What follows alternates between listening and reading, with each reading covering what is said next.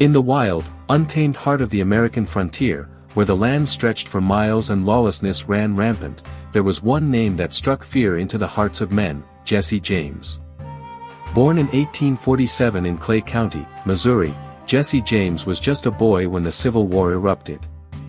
Missouri was a border state, divided between the North and the South, and it was here that Jesse's path would take a dark turn. Raised by a mother who sought to protect her children from the ravages of war, Jesse's world was torn apart when his stepfather was killed by Union soldiers.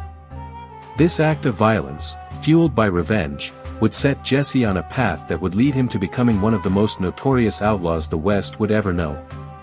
In 1866, Jesse and his gang rode into the town of Liberty, Missouri, with their eyes set on a small local bank. The town had grown complacent, unaware of the storm that was about to hit. With guns drawn, the gang burst into the bank, demanding money and gold. The robbery was swift, and before anyone knew what had happened, they were gone, riding hard into the night, their faces masked by bandanas and their saddlebags filled with stolen riches. As Jesse's reputation grew, so did his gang's power. Robbing trains, banks, and stagecoaches became his specialty. But with every robbery, the law closed in. In 1876, Jesse and his gang made their most famous heist, the Northfield Bank robbery. The plan was simple: rob the bank, take the money, and disappear into the night. But things went horribly wrong. The gang was spotted, and a fierce gunfight broke out in the streets of Northfield, Minnesota. In the chaos, several of Jesse's men were killed or captured.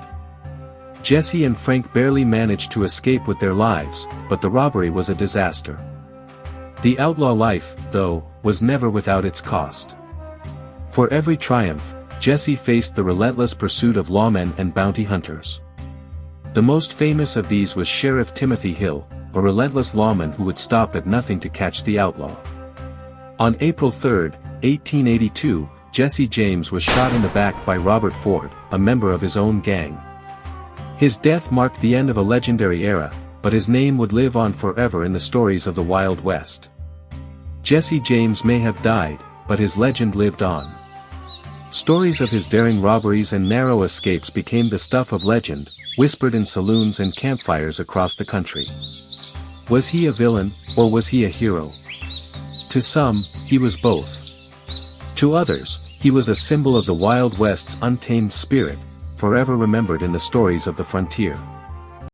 If you enjoyed this story and want to hear more legendary tales of outlaws, cowboys, and the untamed frontier, make sure to subscribe to Tales from the Wild Frontier.